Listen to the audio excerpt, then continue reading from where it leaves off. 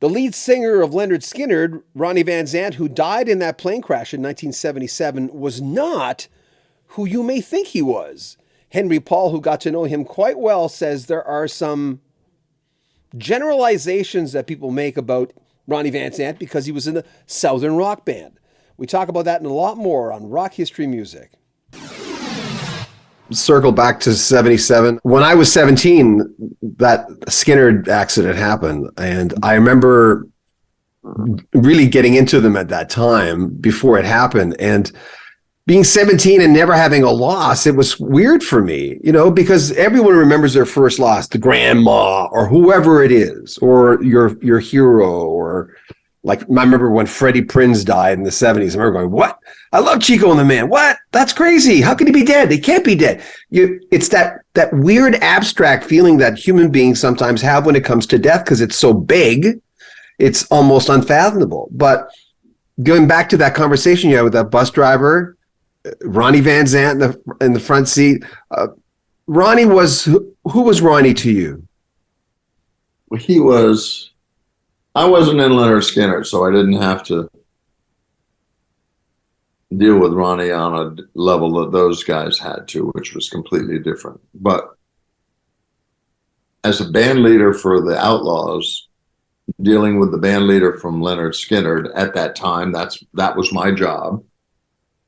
And he and I had mutual sort of roles in one another's groups. And Ronnie he always had a larger agenda other than what was in front of him or what you saw. It could have been country music, his love for country music, and his wanting to become a part of that as a musical personality. Or he wanted to put his band on a pedestal with the sociological backdrop of the modern New South as his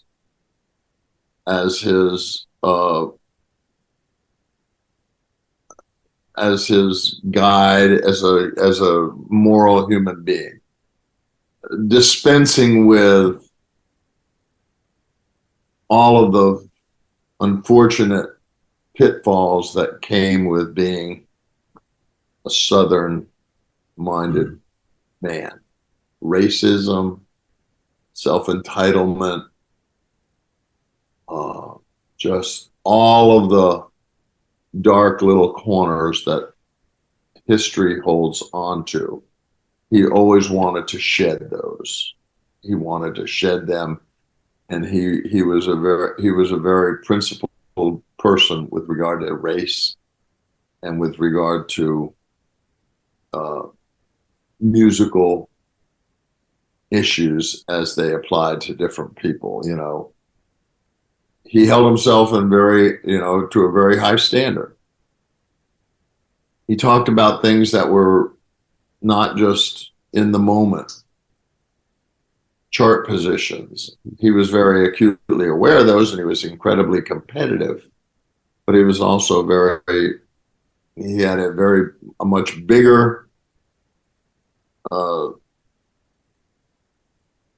dog in any fight than what you saw. He was always much more, he had his mind on other things than just living in that moment. You had said that he had some Jimmy Rogers in him. Hey, he had a Jimmy Rogers. Huge. Yeah. I mean, Homie the Breeze, his cover of the J.J. Cale song, he and I had one thing very, very closely in common. We were both enormous Merle Haggard fans.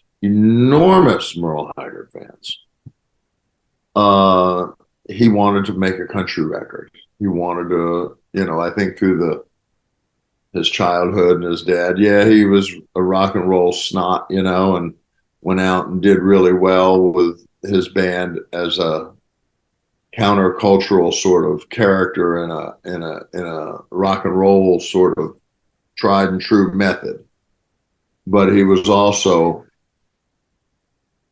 very steeped in his love of fishing and his love of people and his racially unbiased view of music. And I mean, he would put people like the musicians at the Muscle Shoals Sound Studio on a pedestal in a song because he wanted to educate people the same way that Merle Haggard put Bob Wills on a pedestal and brought Bob Wills back to, he wanted people to know about these people that played on all these records over in Muscle Shoals. He wanted them to know that, and he was highly respectful. So he was very principled in a lot of different ways that didn't always show itself but he was a very complex character and coming from a very,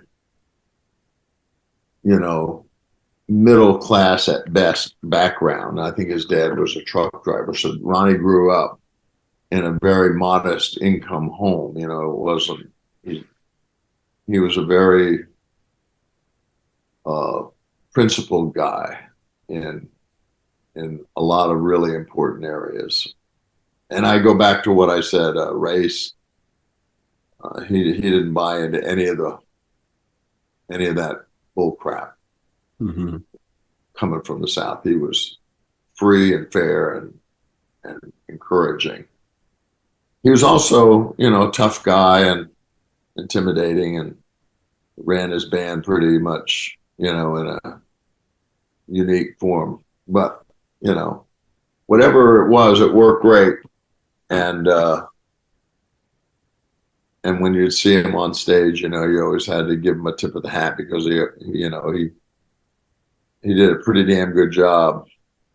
Shorts, and then we'll be releasing the entire interview. It was a long hour-and-a-half chat with Henry Paul, who was, of course, as you know, a big part of the Outlaws in their early incarnation. Then he left in the 70s, formed the Henry Paul Band, which was successful, and then the country trio Black Hawk, which still tours today. If you want information on Henry, there are links in the description. But man, in this series, does he tell good stories about knowing the Eagles, hanging out with Lynyrd Skynyrd, most notably Ronnie Van Zant, their lead singer, working with Clive Davis. There's so much in this series. If you're a Patreon member, you'll get early access to everything on here. It's pretty juicy stuff. And he's writing a book as well. Remember to pick up a Rock History Music t-shirt and hats. You can get your own Rock History Music baseball cap now. Join our Patreon, as I said, get early access to everything. Links in the description, our TikTok. Check out the Facebook group for Rock History Music. Stay in contact with us. We'd love that. All the information's in the description.